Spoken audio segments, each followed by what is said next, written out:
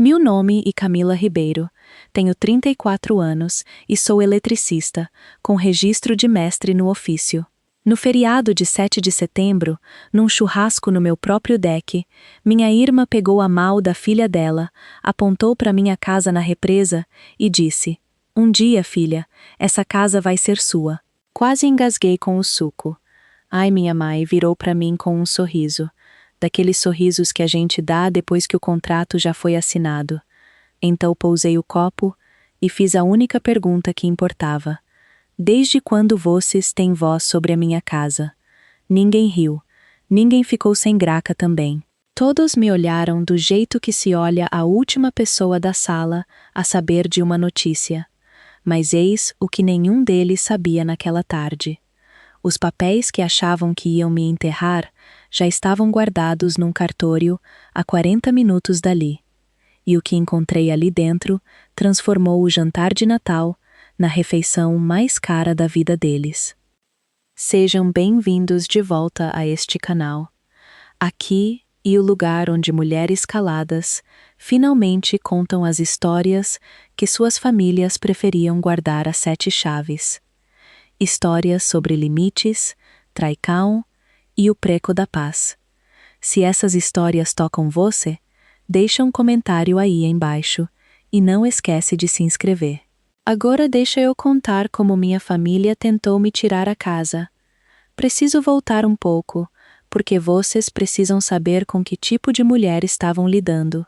Eu não fiz faculdade. Aos 19 anos, entrei como aprendiz de eletricista, enquanto meus colegas de escola escolhiam móveis de república. Foram 4 anos de poral, calor de julho debaixo de telhado quente, e oficiais que apostavam quanto tempo a menina ia aguentar. Aguentei mais que todos eles. Aos 30 já tinha o registro de mestre e uma van com meu nome pintado na porta. Ribeiro Elétrica, uma mulher, uma van e uma lista de espera de 3 semanas. A eletricidade me ensinou a única filosofia que eu precisei na vida. Ela não liga para o que você sente. Não liga para o que você tinha intenção de fazer.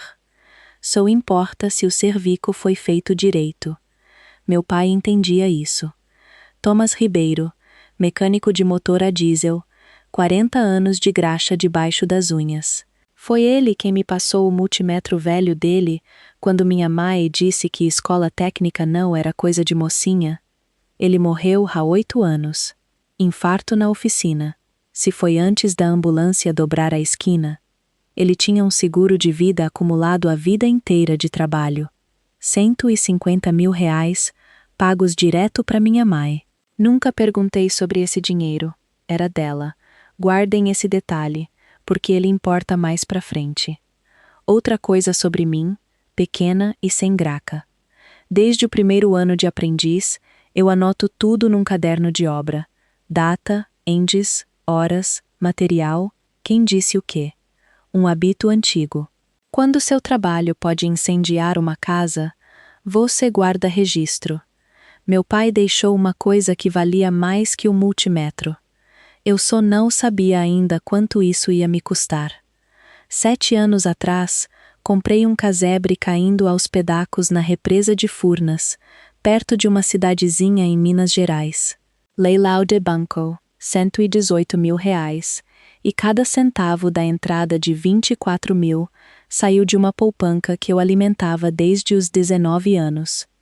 O gerente do banco quase pediu desculpas na hora de me entregar as chaves. O telhado afundava que nem cavalo cansado. Os ratos tinham opinião formada sobre a cozinha. A fiaca era do tipo antigo, encapada de pano dos anos 50, o que é uma forma educada de dizer que aquilo era uma fogueira esperando um fósforo.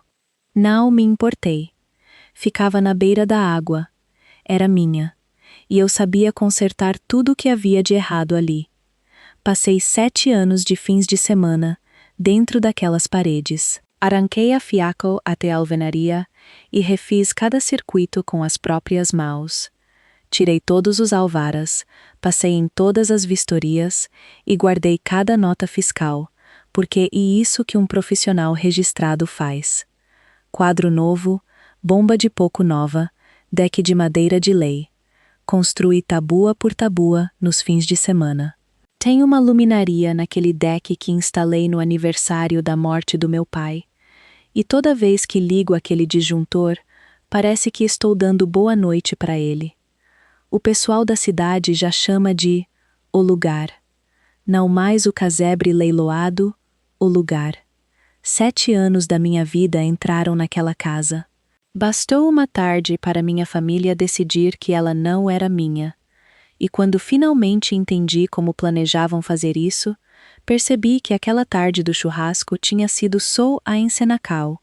O trabalho de verdade tinha sido feito meses antes, em silêncio, num escritório com carimbo de cartório. Para explicar minha mãe, preciso explicar a frase preferida dela. Vera Ribeiro nunca gritou com ninguém na vida. Não precisa.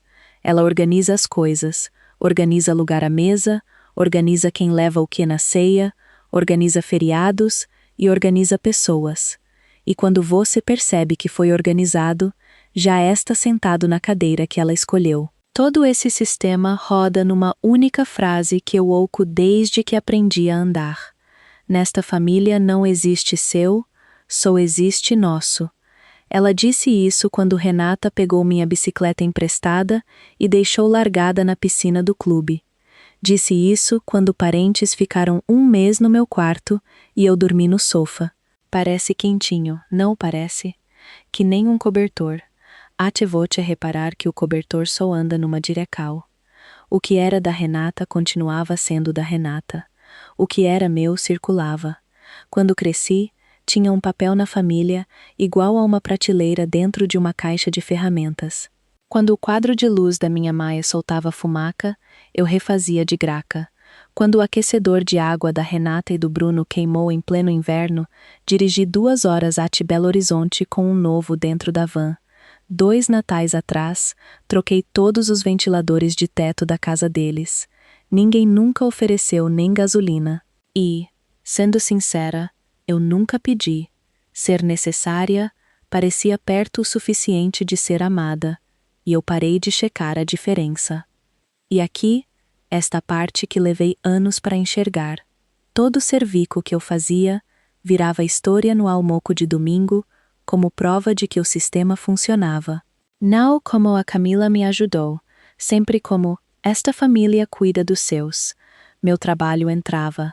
A história que saía não tinha eu dentro.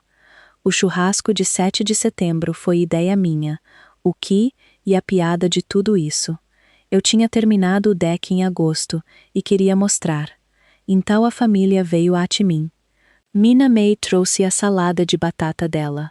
Renata e Bruno vieram de Belo Horizonte com minha sobrinha, Ana, de 8 anos, o único membro dessa família cujas intenções eu nunca questionei. Foi uma boa tarde a te deixar de ser. Carne na brasa, milho verde, Bruno contando histórias de golfe que ninguém pediu.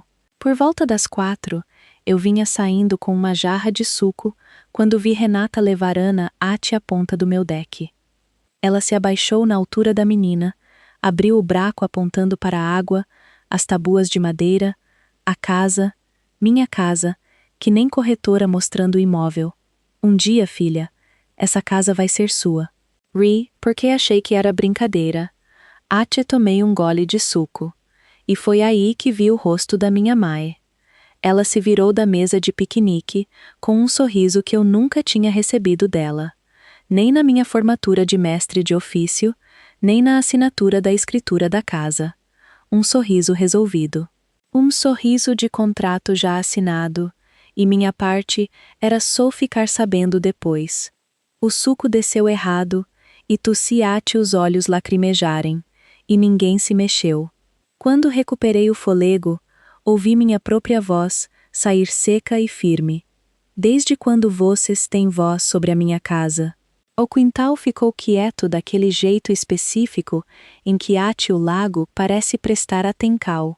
E o que me assustou, mesmo levando semanas para dar nome a isso, foi que ninguém parecia pego de surpresa. Renata olhou para minha mãe olhou para Bruno. Bruno olhou para a cerveja e sorriu, que nem homem checando o relógio. Nell estavam constrangidos como gente cujo segredo escapou. Estavam sem jeito como gente numa festa surpresa em que o homenageado chegou cedo demais. A festa se arrastou mais uma hora em papo furado e salada de batata. Depois vieram as despedidas e foi aí que Bruno fez a jogada dele. Me encontrou perto da churrasqueira raspando a grelha e pegou a pinca como quem quer ajudar. Bruno vende seguros em Belo Horizonte. Tem aperto de mal firme, bronzeado de campo de golfe e uma voz que sempre parece prestes a te fazer um favor. Ai, ele disse, baixinho, amigável. Não leva a sério esse papo da casa. A Renata fica sentimental. Mas você sabe, um imóvel desses, a família devia ter um plano. Coisa de herança.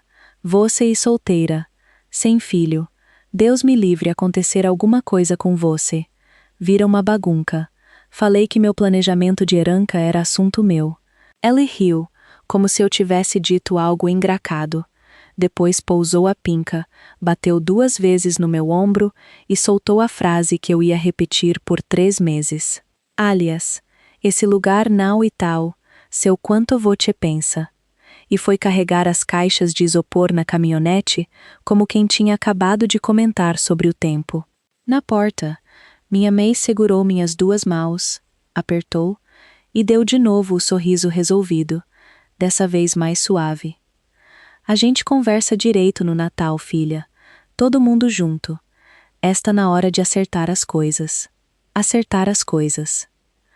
Fiquei no meu próprio deck vendo as luzes traseiras do carro subirem a estrada de terra e senti aquilo. Aquele cheirinho errado que você sente perto de uma tomada antes de qualquer coisa começar a queimar de verdade.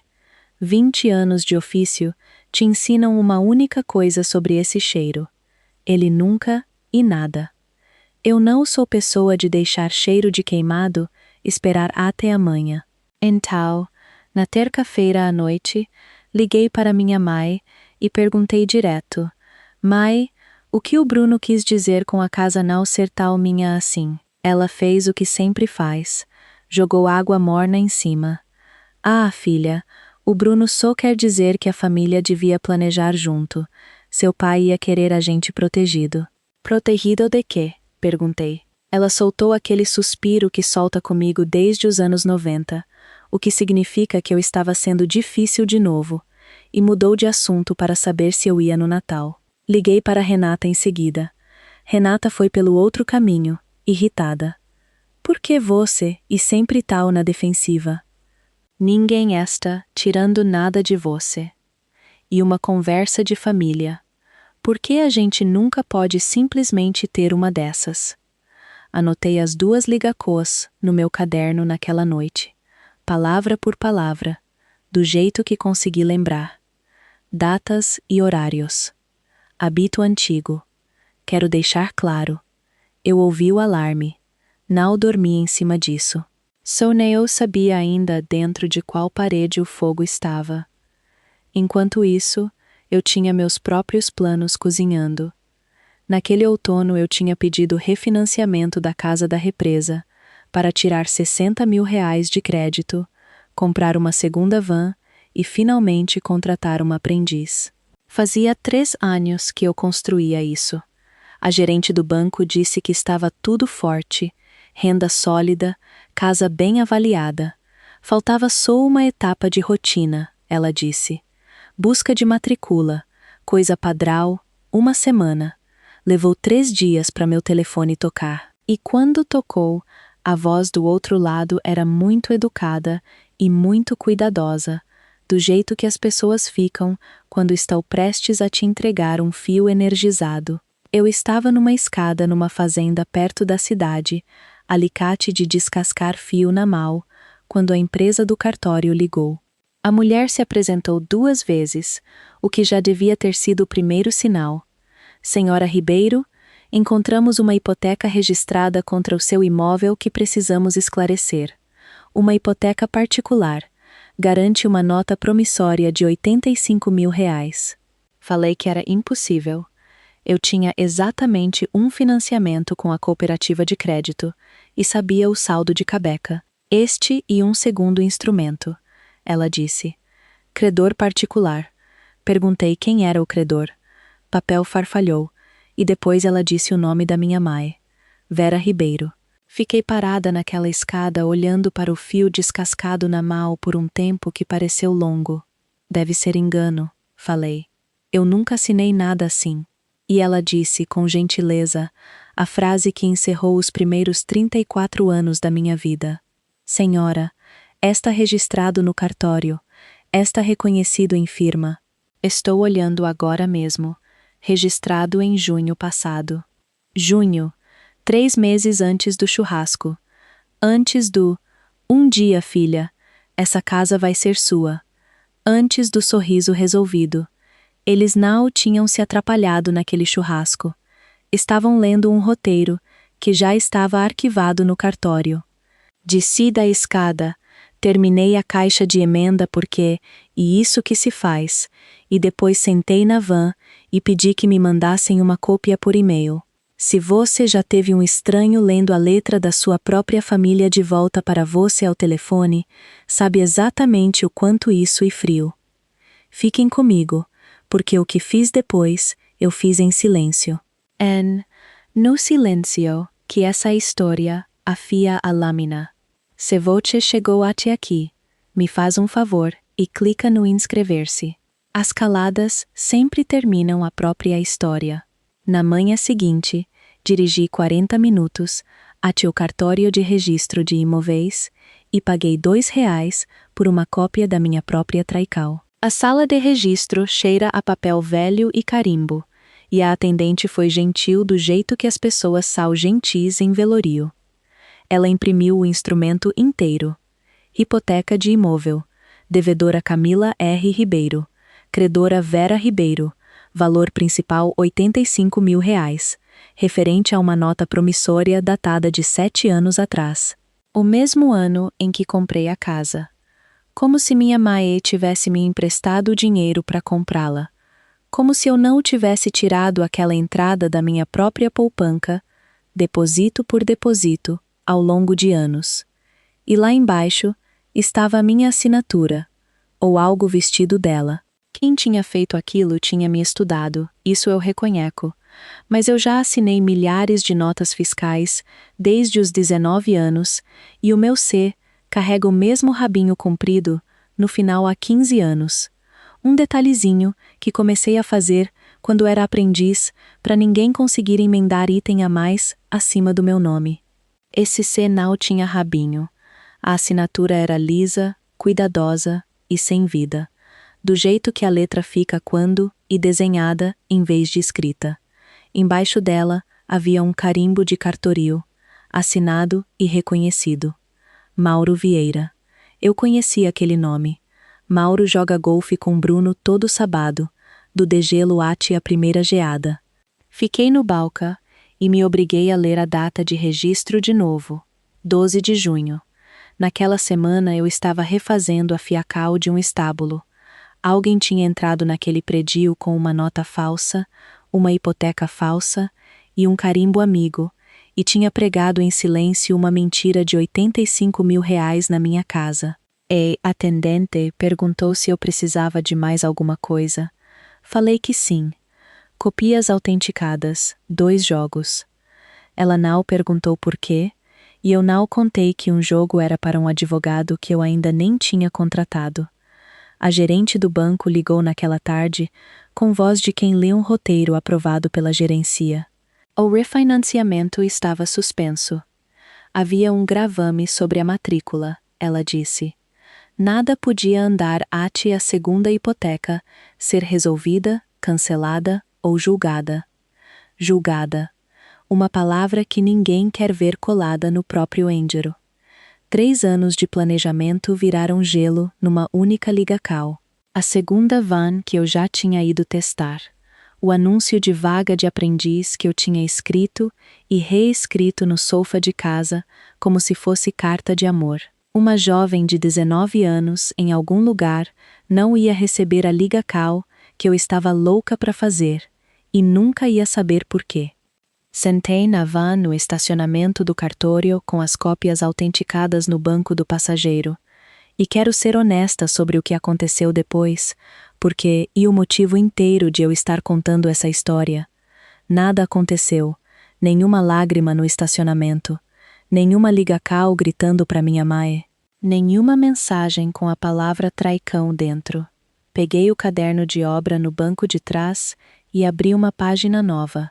Data, hora, evento, descoberta de hipoteca registrada, livro e folha do cartório. Partes envolvidas: Vera Ribeiro, credora registrada, Mauro Vieira, tabelial, suspeito de redigir o documento, Bruno Andrade. Embaixo disso, escrevi a primeira regra que ensinam num curso de diagnóstico elétrico, a regra que paga minhas contas há 15 anos. Nunca assuma que o defeito está onde está a fumaca. A fumaca era uma nota de R$ 85.000, com o nome da minha mãe, mas a corrente sempre vem de algum lugar, lá em cima, mais acima na linha.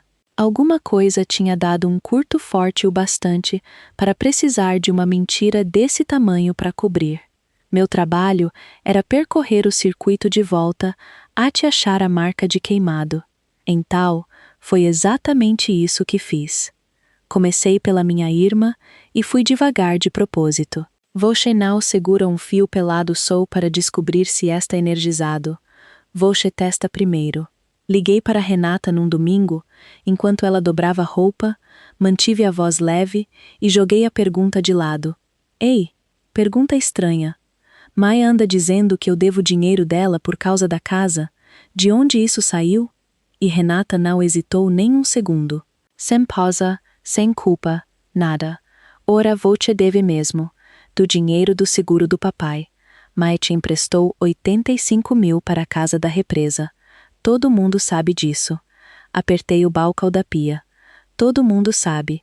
Ela falou do jeito que se diz que o céu é azul, como se fosse clima de família, um fato que ela convivia havia anos. Perguntei quando exatamente esse empréstimo teria acontecido, e ela ficou irritada de novo. Bem na época em que você comprou, O Bruno cuida de toda a papelada da Mai desde que o papai morreu. Você sabe disso. Sinceramente, doeu nela você nunca ter oferecido pagar de volta, e ela nunca nem tocou no assunto.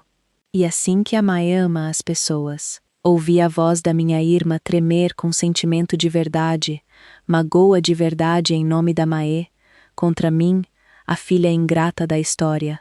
Foi aí que o chão se abriu debaixo dos meus pés. Renata não estava mentindo para mim.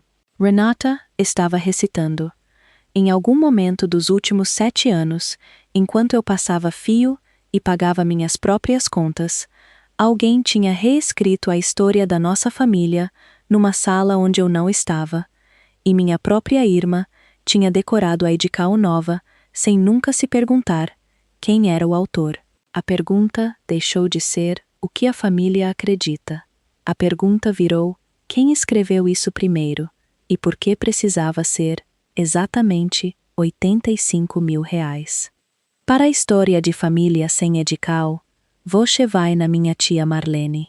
Ela e irmã mais nova do meu pai, 66 anos, afiada que nem faca de eletricista, e nunca na vida fingiu que uma torta resolvia alguma coisa. Fui até a casa dela com biscoito de canela e perguntei sobre o dinheiro do seguro, e ela falou porque tia Marlene sempre fala reto.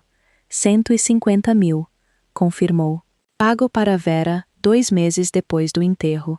E o Bruno pulou em cima daquilo que nem urubu em carcaca. Uma coisa de previdência privada que ele vende.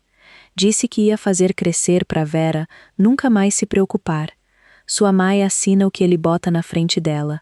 Sempre deixa o homem cuidar do papel. O pai dela ensinou isso cedo demais nela. Perguntei com cuidado se o Bruno alguma vez tinha tido problema de dinheiro. Marlene bufou dentro do café. Aquele lava rápido. Com licença, a franquia de Lava Rápido em Belo Horizonte, uns 4, 5 anos atrás. Ele meteu dinheiro com um amigo de faculdade, andava se exibindo num Natal se chamando de investidor. Depois quebrou tudo e ninguém podia mais falar no assunto. Renata me contou uma vez que passaram um aperto, e depois calou a boca como quem esqueceu o forno ligado. Dirigi de volta para casa pela beira da represa com as mãos quietas no volante e a conta se fazendo sozinha na cabeca. Um monte de dinheiro de seguro que Bruno controlava, um investimento fracassado que ninguém podia mencionar e uma nota falsificada de R$ 85.000 envelhecida há 7 anos que nem vinho dentro de um arquivo de cartório. O número daquela nota não era aleatório, número nunca. Agora eu precisava de alguém que transformasse minha suspeita em algo que um juiz lesse. O escritório da doutora Marina Prado fica em cima de uma padaria numa cidade vizinha, e ela e o tipo de advogada que lê primeiro e fala depois. Direito imobiliário, 20 anos de carreira. Espalhei as copias autenticadas na mesa dela, e ela foi passando com um lápis, marcando páginas, sem falar uma palavra por 10 minutos. Depois levantou os olhos. Primeiro, respira. Um instrumento falsificado não transfere nada. No Brasil, um documento forjado e nulo desde o momento em que foi assinado. Não importa que esteja registrado. Não importa que tenha reconhecimento de firma. Nulo significa que juridicamente aquilo nunca aconteceu. Perguntei por que meu refinanciamento estava travado por algo que nunca aconteceu, e ela deu um sorriso fino. Porque nulo não significa invisível. Esse instrumento fica na matrícula pública, que nem um bicho morto dentro da parede. Todo mundo sente o cheiro. Ninguém consegue fingir que não está ali, e fica até um juiz mandar tirar. Isso é a ACAU. Chama-se ACAU de anular-CAU de título, para declarar a hipoteca e a nota nulas e limpar a matrícula. E, pelo que você está me mostrando, entra também um pedido de indenização por dano contra a honra do imóvel. Eles publicaram um documento falso contra o seu patrimônio, e isso te custou dinheiro de verdade. Depois ela explicou o que era preciso para ganhar. Prova de que a assinatura é forjada. Prova de que os 85.000 nunca existiram. Extratos bancários, 7 anos deles. E o tabelial. O tabelial era o ponto fraco. Um tabelial tem que reconhecer a pessoa presencialmente. Se ele carimbou sem eu estar na frente dele, ele tem uma licença para perder. E homem protege a própria licença. Ela cobrou os honorários, mais ou menos o preço da van que eu não ia mais comprar, e fez a última pergunta. Sua mãe sabe que é falso? Falei que não sabia. A doutora Prado clicou a caneta 2 vezes. Com mais, a pergunta geralmente não, e o que elas sabem, e o que decidiram não saber. Depois perguntou quanta documentação eu tinha. E, pela primeira vez naquela semana podre inteira, sorri. Naquela noite limpei a mesa da cozinha, servi um café que eu não tinha o menor motivo para tomar às 9 da noite e trouxe a pasta cinza. Argolas de metal, capa de lona amolecida nos cantos, escrevendo dentro dela desde o dia em que fechei a compra da casa. Meus 7 anos inteiros, furados e arquivados. Cada caderno de obra, cada dia de trabalho com data e entes horas, na minha própria letra com o rabinho no C. Cada alvara daquela casa com carimbo de data do próprio cartório. Cada laudo de vistoria assinado, notas de fio, de quadro, da bomba de poco, da madeira do deck, pasta por pasta, ano por ano. E os extratos bancários que eu tinha impresso naquela tarde, a conta poupanca que eu alimentava desde os 19 anos, o cheque administrativo de R$ 24.000 para a entrada tirado dali, e 7 anos de extratos de todas as contas que eu tenho, mostrando uma coisa com uma clareza linda e chata. Nenhum 85.000 chegou nunca, nem de uma vez, nem em partes, nunca. Você consegue forjar uma assinatura. Você não consegue forjar a ausência de dinheiro. Bruno tinha construído a história inteira dele em cima de uma única página fabricada. Eu Tinha 7 anos de tercas feiras. Sentei ali com a mão espalmada em cima da pasta e tomei a decisão que moldou tudo depois, a que a doutora Prado já tinha me levado à beira naquela tarde. Nenhum confronto, nenhum aviso prévio. Eu não ia ligar chorando para minha mãe, não ia invadir a cozinha da Renata gritando, não ia dar ao Bruno um só espasmo do pânico que ensina um homem encurralado a rasgar papel. E eu ia continuar sendo a filha que eles tinham no arquivo mental, prestativa, calada, um pouco fria desde o churrasco, nada além disso. O Natal ia chegar e eu ia levar a farofa. O Natal ia chegar e eles iam entrar acreditando que a mesa estava posta para mim. Que fosse. Amor não é nota fiscal, mas roubo sempre deixa uma. Ainda faltava uma peca, e eu sabia exatamente qual carimbo estava sobre ela. Mauro Vieira toca uma corretora pequena de seguros e assuntos tributários numa cidade vizinha, e aos sábados joga golfe com o Bruno. O carimbo dele estava debaixo da minha assinatura falsificada, jurando ao cartório que Camila Ribeiro tinha comparecido pessoalmente na frente dele. Então a doutora Prado escreveu uma carta educada, em papel timbrado, pedindo que ele confirmasse as circunstâncias do reconhecimento de firma. Quando, onde, que documento ele conferiu. E enquanto ele enrolava para responder, montamos a armadilha que ele ia pisar, embora a armadilha seja a palavra errada para uma coisa feita inteiramente de fatos verdadeiros. A nota alegava uma data de assinatura. O reconhecimento alegava que eu tinha comparecido. Então fui na pasta e puxei aquela semana. Meu próprio caderno de obra me colocava refazendo a fiacal de um estábulo a 2 horas dali. E melhor ainda, eu estava subcontratada por um empreiteiro geral que guarda folha de ponto diária assinada. Dias de 12 horas a semana inteira. Minha assinatura, com o rabinho no C, em toda a folha, contraassinada pelo encarregado dele. No dia em que Mauro jurou que eu tinha ficado de pé na frente dele, eu estava a 2 horas de distância com os bracos dentro de um conduíte, e o rastro de papel era grosso o bastante para se sustentar sozinho. A primeira resposta do Mauro foi nevoeiro de advogado. Ele reconhece muitos documentos, não lembra de detalhes específicos. A doutora Prado respondeu com um parágrafo que citava as normas do cartório, a palavra caçacal e um prazo. Ele ligou para o escritório dela antes do fim da semana. Tinha assinado como favor, admitiu. Bruno tinha levado uma pilha de papelada de família, dizendo que todo mundo já tinha assinado. E Mauro carimbou, pela palavra do amigo de golfe, sem eu estar na sala, sem eu estar no predio, sem nunca ter me visto na vida. Ele botou isso por escrito numa declaracal, para manter a licença respirando.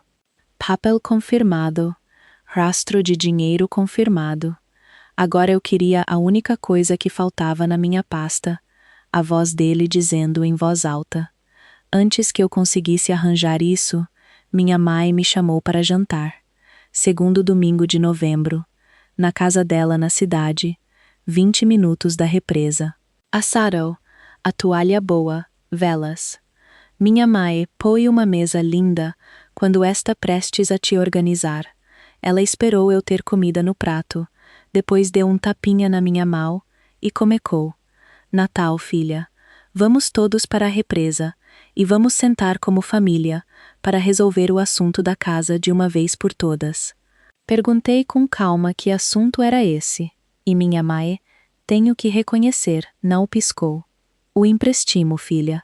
Ninguém está te culpando. Sei que as coisas ficaram difíceis para você. Nunca cobramos uma parcela sequer, mas o dinheiro do seu pai está naquela casa. Então a casa e da família. Você pode quitar a dívida se preferir. Ou simplesmente colocamos a família na escritura, do jeito que sempre devia ter sido. E tudo fica perdoado. O Bruno vai deixar os papéis prontos.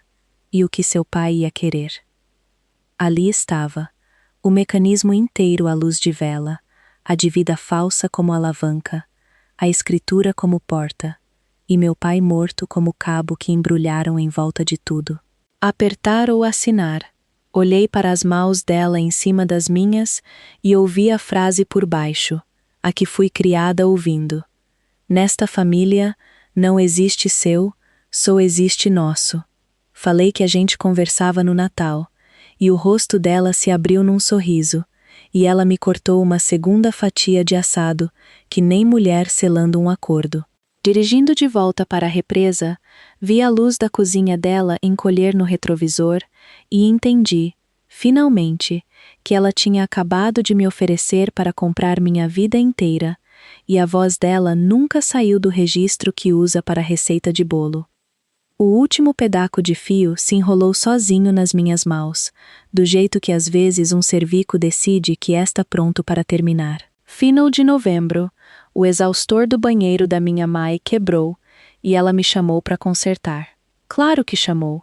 A filha que ia processar por causa da casa em dezembro ainda, e a filha com as ferramentas em novembro, e vim porque a parte de mim que atende esse telefone provavelmente vai morrer por último.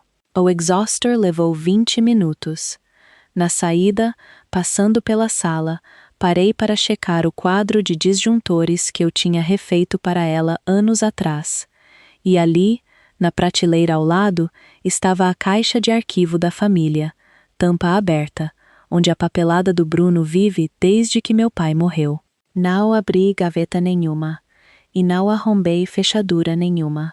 Fotografei o que estava à vista, porque 3 linhas já tinham fisgado meu olho, num extrato de previdência privada, assinando como agente, Bruno Andrade. Embaixo, cartas confirmando resgates parciais. Anos deles, cada um com uma linha de multa, cada um autorizado pela assinatura serena e firme de Vera Ribeiro. Eu vi a minha mãe assinar cheque na mesa da cozinha a vida inteira. A mão dela tremia um pouco mais a cada ano, e os V dela desciam que nem barco tomando água. Esses V estavam em possical de sentido, todos, todo ano, idênticos. Em casa, botei as fotos ao lado da minha própria nota falsificada, e a letra contava a mesma história 2 vezes. Fiz as contas com o que a Marlene lembrava, e os resgates somavam bem perto de R$85 mil, drenados exatamente nas temporadas em que o lava rápido do Bruno estava quebrando. Ele não tinha forjado meu nome só uma vez. Andava forjando o dela há anos, sangrando o dinheiro do seguro do meu pai pelas costas daquela previdência. E quando o buraco ficou grande demais para esconder de uma viúva que um dia podia perguntar, ele costurou uma pele falsa por cima com a minha casa. A história única dava ao dinheiro sumido um lugar respeitável para ter ido, o que deixava só uma pergunta que eu sinceramente ainda não conseguia responder. Minha mãe era vítima dele, ou só socia silenciosa em não perguntar. No Brasil, gravar uma conversa da qual você participa ilegal, sem precisar da autorização do outro lado, e a doutora Prado confirmou isso antes de eu me mexer. Então, na primeira semana de dezembro, liguei para o Bruno e pedi para tomar um café em Belo Horizonte, só nos 2. Falei que queria chegar num lugar bom antes do Natal, e deixei minha voz baixar exatamente o suficiente. Ele escolheu a cafeteria perto do escritório dele, onde os colegas do time podiam ver, através do vidro, ele sendo generoso. Pediu um cappuccino com calda de caramelo e passou 5 minutos falando da viagem de golfe. Depois se inclinou, quentinho que nem aquecedor, e fez o que homens como Bruno sempre fazem quando acham que ganharam. Explicou tudo para mim. Olha, Kai, ninguém quer guerra. Anota irreal o suficiente onde importa, tá? Perguntei baixinho o que aquilo queria dizer, já que eu nunca tinha assinado nada. E ele sorriu mesmo, e disse: sua assinatura parecida, já, e o bastante para a família. Poxa, ninguém vai olhar esse papel de novo depois do Natal. Só faz o dinheiro fazer sentido no papel, para a tranquilidade da sua mãe. Você assina a casa, entrando no acordo de família no Natal, a nota some, todo mundo sai ganhando. Você não perde nenhum real, e só uma limpeza. Isso. Limpeza. O seguro do meu pai, o lava-rápido dele quebrado, meu nome falsificado. Limpeza. Fiz mais uma pergunta porque o gravador no bolso da minha camisa ainda tinha espaco. E se eu não assinar? Ele mexeu a cauda de caramelo e deu de ombros. Ai, a família inteira vira as costas para você. Não faz feio. Você ia perder a casa por orgulho. Agradeci pelo café. Dirigi para casa com a voz dele guardada segura no meu telefone. As pessoas perguntam por que eu não gritei com ele ali mesmo na frente do vidro. Porque gritar sai de graca, e eu queria que isso custasse caro para eles. Se você já engoliu sua raiva e tomou nota em vez de explodir, conta nos comentários e clica no inscrever-se. Porque a conta ia vencer no Natal, e agora eu só precisava de uma mesa de jantar. 2 dias depois, a doutora Prado espalhou o caso inteiro na mesa de reunião dela, igual um diagrama elétrico terminado. E, pela primeira vez, enxerguei do jeito que um juiz enxergaria. Prova 1, a hipoteca e a nota registradas, com a assinatura morta sem rabinho. Prova 2, a declaracal do Mauro Vieira, reconhecida em cartório por outro tabelial dessa vez, admitindo que carimbou o reconhecimento sem eu presente, a pedido do Bruno. Prova 3, as folhas de ponto do empreiteiro geral, me colocando a 2 horas dali na data alegada de assinatura, 12 horas por dia, a semana inteira. Prova 4, 7 anos de extratos bancários, nos quais R$ 85 mil simplesmente nunca aparecem ao lado do cheque que de fato comprou essa casa. Prova 5, 20 segundos, da própria voz do Bruno sobre uma cauda de caramelo. Parecida já, e o bastante para a família. A doutora Prado já tinha a petical pronta. Anulacal de título, dando a honra do imóvel, tudo. E ao lado, numa pasta separada, um memorando que ela chamava de representacal criminal, falsificacal de documento público. Um crime, se o Ministério Público quisesse levar adiante. A gente não dispara isso ainda, ela disse. Só garante que eles saibam que está carregado. Depois ela me explicou a coreografia. Protocolar agora e mandar citar só depois das festas. Assim a família ia sentar no Natal com o processo já vivo no sistema, quisessem ou não. Você pode terminar isso de 2 jeitos, ela disse. Um tribunal ou uma mesa de jantar. A maioria das famílias escolhe a mesa a te descobrirem que o tribunal já está marcado. Eu estava concordando com a Cabeca, quase serena, quando ela tirou os óculos e fez a única pergunta de todo o processo que não tinha prova nenhuma anexada. Camila, o cabecalho vai trazer o nome da sua mãe do lado de ré. Você aguenta isso? Fiquei olhando a pasta por um bom tempo e não respondi na hora. Levei essa pergunta para a única pessoa que conheceu minha mãe antes de ela virar minha mãe. Tia Marlene serviu café, me ouviu soltar meia frase e depois contou uma história que eu nunca tinha ouvido em 34 anos. 1986, ela disse. Sua mãe tinha 24 anos. O pai dela chamou ela na cozinha da fazenda lá, na Estrada Velha, pôs um papel na mesa e mandou assinar. A terra ia inteira para o irmão caculinha dela. As filhas assinavam abrindo mal da parte. Era assim que a família dele fazia as coisas. Filha não segura a terra. Perguntei o que minha mãe fez. Ela assinou, mocinha. O que mais? Depois foi ficar parada no quintal quase 1 hora. E quando voltou, já era a Vera que você conheceu crescendo. Começou a falar de família do jeito que gente afogada fala de água. Casou com seu pai 2 anos depois, e a casa ficou no nome dele, e eu nunca mais ouvi ela reclamar. Marlene girou a xícara meio círculo devagar. Sua mãe não nasceu acreditando em nosso, Camila. Ela foi construída para isso. Agora ela e quem segura o caderno de conta, e eu acho que ela nem sabe mais dizer se está cobrando ou pagando. Fiquei na caminhonete parada em frente à casa da Marlene por um bom tempo. e vou contar a verdade do que aconteceu ali dentro. A necessidade que eu vinha sufocando o outono inteiro se soltou e fez a defesa dela. Ela disse: 85 mil reais e só dinheiro. Você já reconstruiu estrago maior que esse. Paga, absorve, fica com sua mãe. Fiquei sentada com isso até as mãos esfriarem. Depois meu telefone acendeu. Não era cartão de Natal. Uma carta tinha chegado em casa, e o remetente era um escritório de advocacia.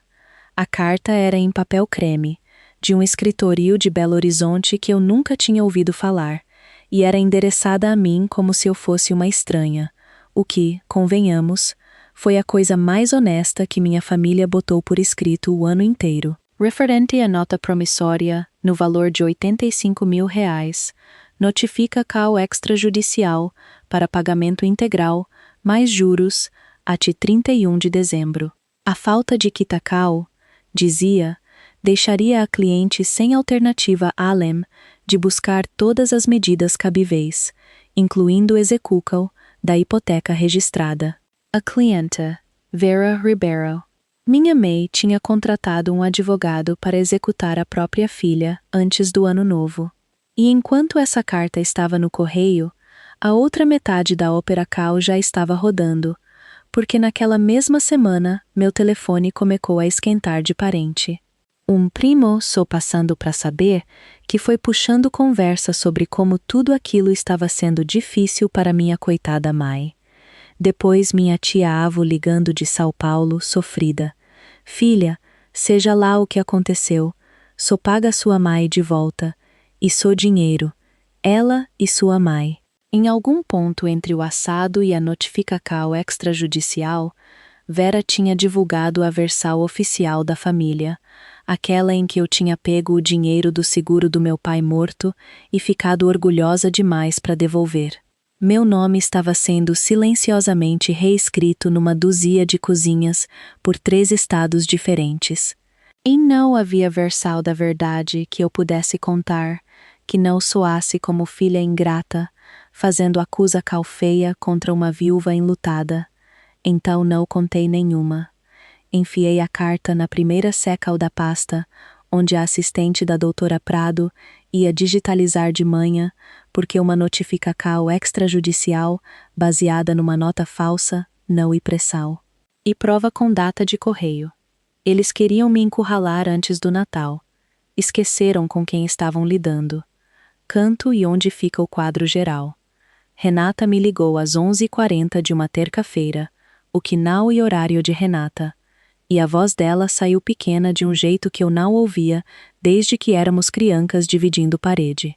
O Bruno disse que você assinou. A nota. Você assinou mesmo, né? E ali estava, finalmente. Um ponto de interrogação. O primeiro que minha irmã gastava nisso em 7 anos. Fiquei parada na janela da cozinha, olhando a represa congelada, e senti o velho impulso de despejar tudo. Ou se sem rabinho, as folhas de ponto, a declaração do Mauro, a confissão da cauda de caramelo, guardada no telefone, que nem grampeador carregado. A voz da doutora Prado na minha cabeça dizia: ainda não através dela, ela dorme do lado dele.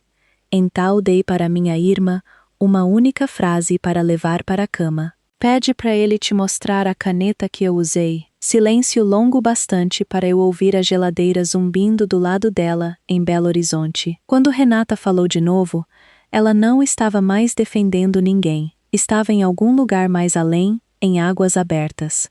Seja lá o que você tem que fazer, ela disse. Só não faz nada de loucura no Natal. Por favor. A Ana vai estar lá. Falei a coisa mais verdadeira que disse o mês inteiro. Renata, eu não sou a pessoa para quem você deveria estar dizendo isso. Depois que ela desligou, fiquei ali um tempo vendo a neve começar sobre a represa e entendi que o trabalho daquele jantar tinha mudado de forma na minha frente.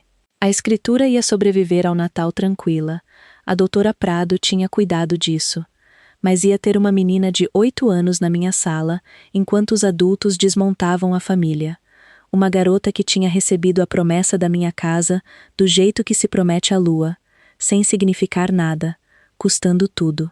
Seja lá o que eu fizesse naquela mesa, eu faria de um jeito que a Ana nunca precisasse ver. 18 de dezembro, 4 da tarde, sala de reunião da doutora Prado, com o cheiro de padaria subindo pelo piso. A peticão estava esquadrinhada na mesa, e o cabecalho corria exatamente como ela tinha avisado. Camila R. Ribeiro, requerente, contra Vera Ribeiro, Bruno Andrade e Mauro Vieira, requeridos. O nome da minha mãe debaixo daquela palavra. Li de cima a baixo 2 vezes, cada pedido. A anulacal de título, o dano à honra do imóvel, a declaracal de que a nota e a hipoteca eram nulas, forjadas, letra morta jurídica. Era tudo verdade, e era tudo meu, e assinar aquilo significava virar uma mulher que ninguém na minha família jamais tinha sido, a filha que leva a mãe para o tribunal. Quero ser honesta, minha mão não tremeu, e isso me surpreendeu. Amor não é nota fiscal, mas roubo sempre deixa uma, e alguém precisa ter coragem de ler em voz alta. Assinei a petical. A assistente da doutora Prado protocolou tudo eletronicamente antes de eu vestir o casaco. Em algum servidor de foro, Ribeiro versus Ribeiro começou a existir. Datazo, real, uma coisa que eu já não podia mais desfazer sendo gentil no jantar. Na mesma tarde, um segundo envelope saiu, minha denuncia à SUSEP sobre o agente Bruno Andrade, com os extratos de previdência e a fileira de assinaturas idênticas em possical de sentido anexados. A doutora Prado segurou a citacal como boa diretora de palco. O oficial de justiça só ia entregar os papéis no dia depois do Natal. O jantar e a última chance deles de escolher a versal fácil, ela disse. Isso e um presente, quer eles percebam ou não. Dirigi para casa pela beira da represa no escuro azulado. A vida antiga, a filha prestativa, os concertos de Graca, o lugar que me reservavam na mesa, terminou em algum ponto daquela estrada, quieta, sem marca de freada. Agora só faltava por a mesa. Ofereci sediar a ceia de Natal na minha casa, e a oferta caiu que nem dinheiro achado. Claro que disseram sim. Para eles, significava que a teimosa tinha amolecido. Melhor ainda, significava que a assinatura ia poder acontecer dentro da própria casa, o que o Bruno provavelmente achou poético. Mina May disse que ia levar o presunto e me falou, calorosa, acho que Ate é sincera, que meu pai ia ficar muito feliz com a gente fazendo isso. Passei o dia 23 cozinhando como se fosse Natal de verdade, porque para uma pessoa daquela casa, ia ser. A Ana estava vindo. Então, toalha boa, chocolate quente, um kit de casinha de biscoito na mesa de centro, luzinhas brancas na varanda, cada fiacal delas minha. Pendurei uma guirlanda na porta da frente e me peguei recuando para conferir se estava centralizada, do jeito que a gente faz quando a mãe está chegando. E percebi, entre um riso e um machucado, que depois de tudo algum disjuntor teimoso dentro de mim, ainda queria que Vera Ribeiro entrasse e dissesse que a guirlanda ficou bonita. Saber de tudo o outono inteiro não tinha desarmado aquilo. Talvez nada fosse desarmar. Na gaveta da cozinha, debaixo dos porta-panelas, esperava o outro Natal, a pasta cinza organizada por abas e 2 envelopes pardos com o papel timbrado da doutora Prado dentro. Meu telefone estava carregado no máximo, a gravacal pronta, testada 2 vezes.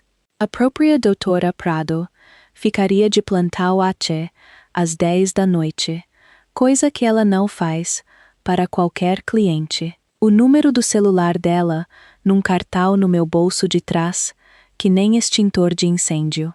Fiz uma última ronda, do jeito que faço, antes de uma vistoria. Mesa, gaveta, telefone, envelopes, saídas. Depois liguei as luzes da varanda. Chegaram às 6, sorrindo. todos sorrindo, atieu. Por 2 horas, foi quase uma família de verdade. O presunto estava bom. A Ana montou a casinha de biscoito na mesa de centro e cobriu cada telhado de doce generosamente. Bruno serviu vinho e contou uma história de bunker de golfe.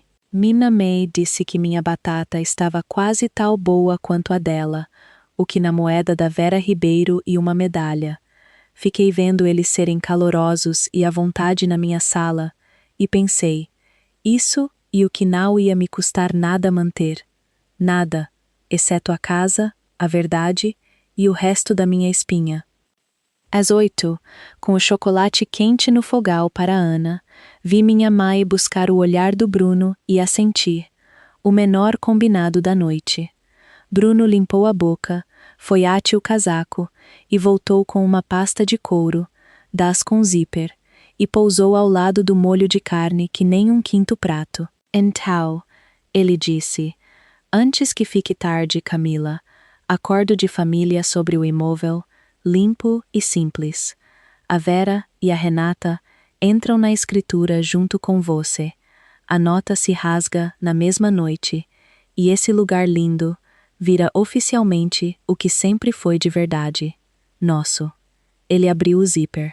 Os papéis dentro estavam impecáveis, marcados onde eu devia assinar, e na minha frente ele pousou uma caneta preta e a girou de propósito, com a ponta apontando para mim. Minha mãe juntou as mãos e sorriu, o sorriso resolvido, o sorriso do 7 de setembro, o sorriso do deck. Renata olhou para o prato. Na sala, a Ana cantarolava para a casinha de biscoito. Olhei para a caneta apontada para mim, em cima da minha própria toalha, e me levantei, e ouvi minha voz sair do jeito que sai numa obra quando alguma coisa está prestes a ser desligada. Antes de qualquer um assinar qualquer coisa, eu tenho 2 envelopes meus.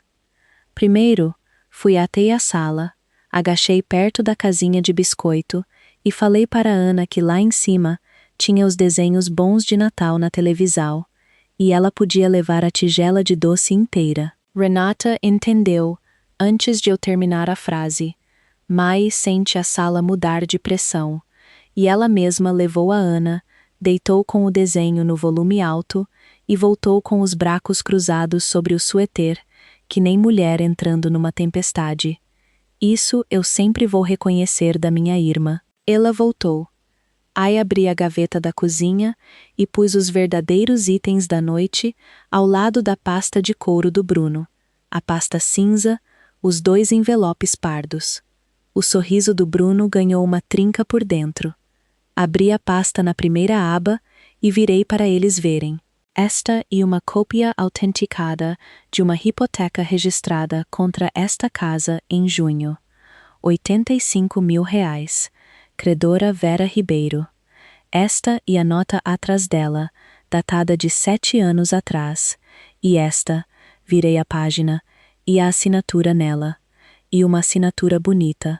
Só que não, e minha. Bruno se levantou na hora. Peraí, se você vai ficar acenando papel por aí. E eu pousei a próxima aba sem levantar a voz nem um pouco.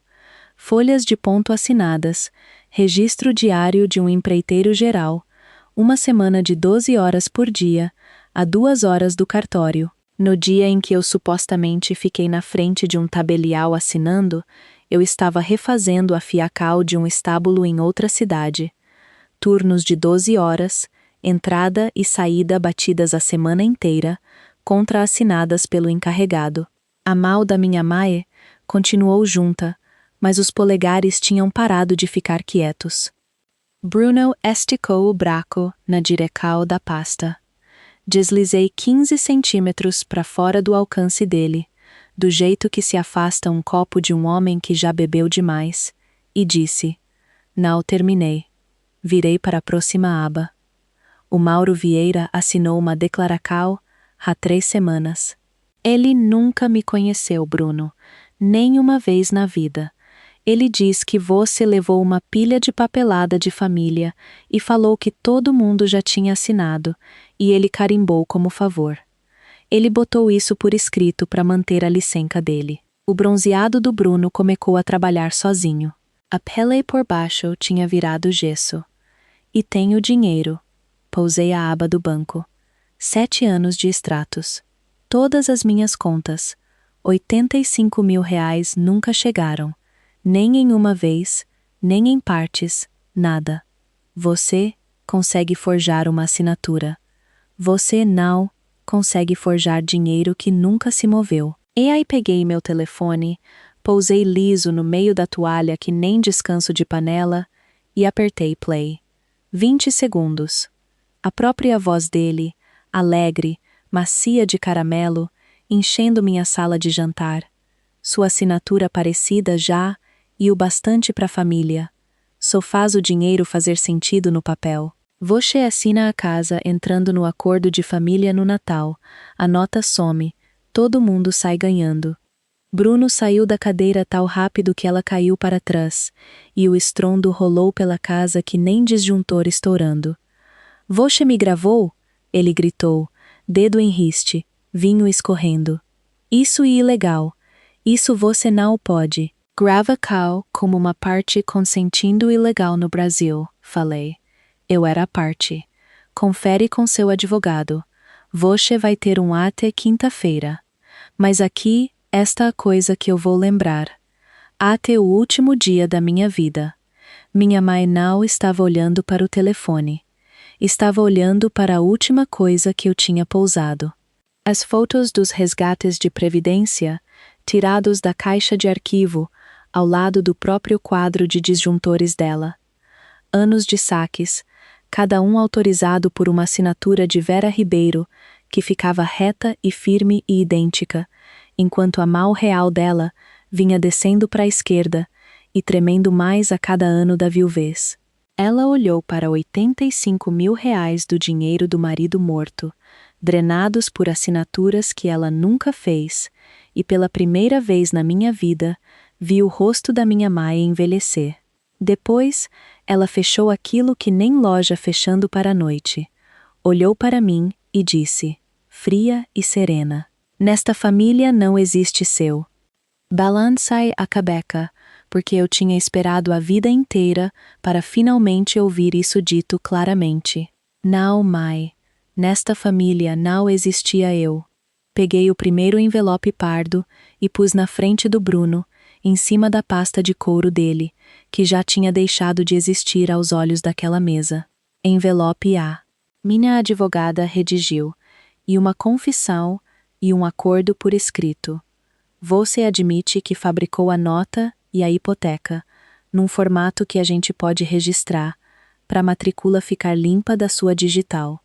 Você se autodenuncia a SUSEP em 30 dias e devolve para minha mãe os 85 mil reais que tirou da previdência do meu pai, num parcelamento. Em troca, eu retiro meu pedido de indenização e não gasto mais uma caloria ajudando o Ministério Público a te achar interessante. Depois pousei o segundo envelope no meio da mesa, para todo mundo.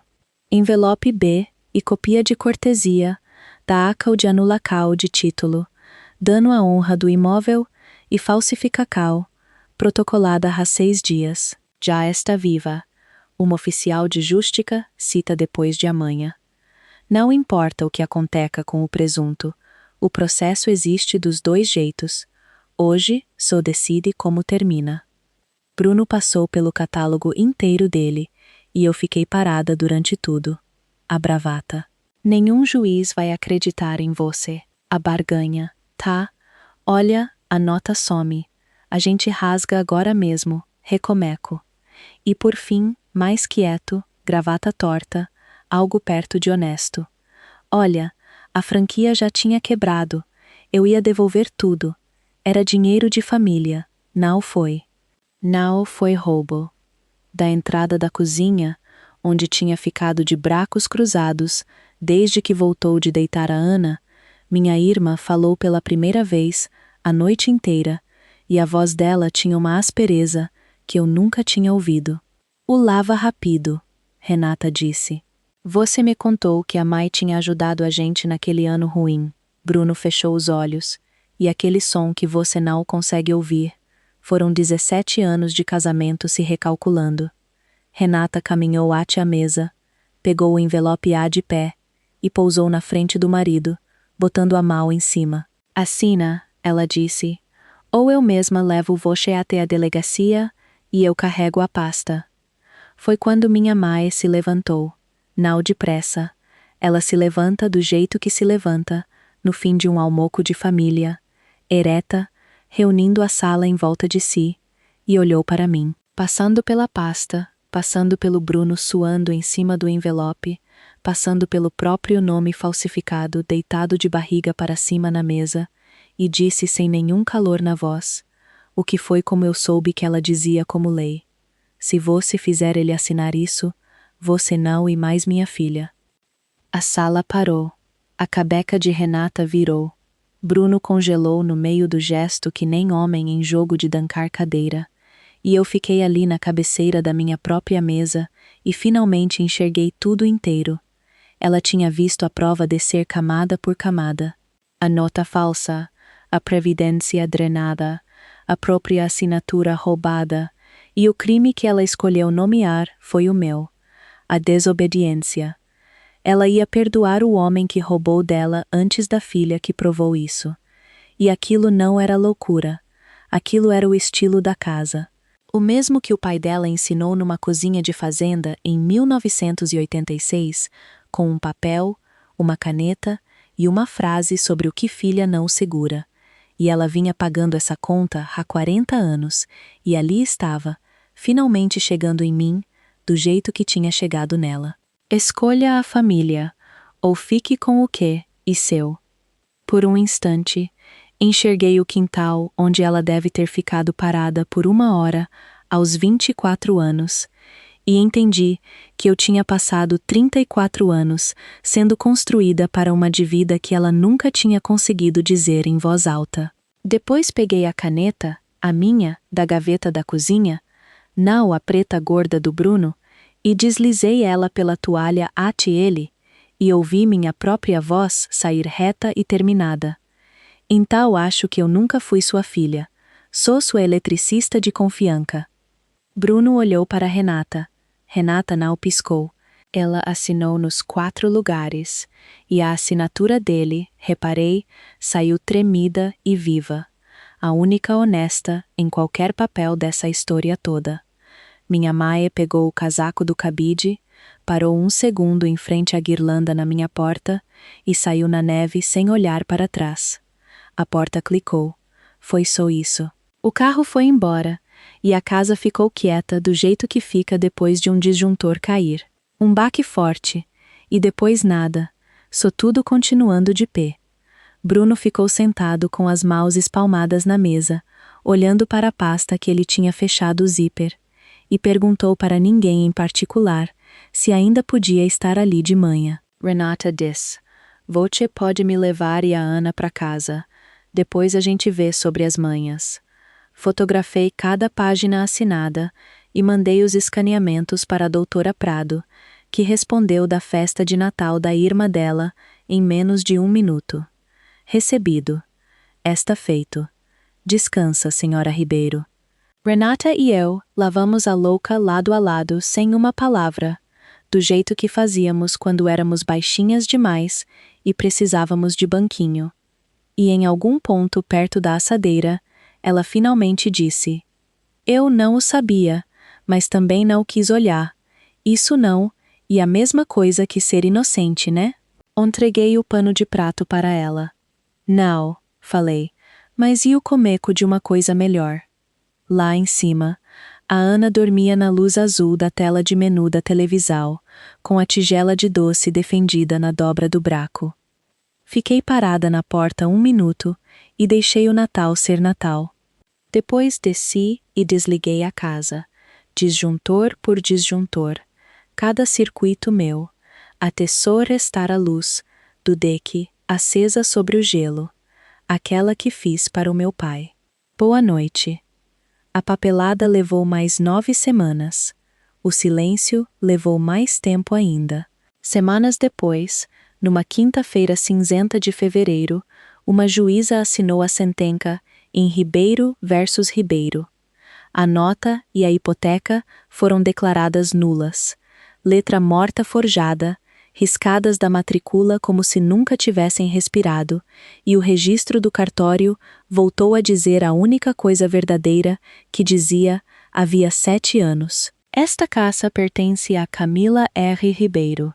A confissal registrada do Bruno virou acordo homologado, não guerra.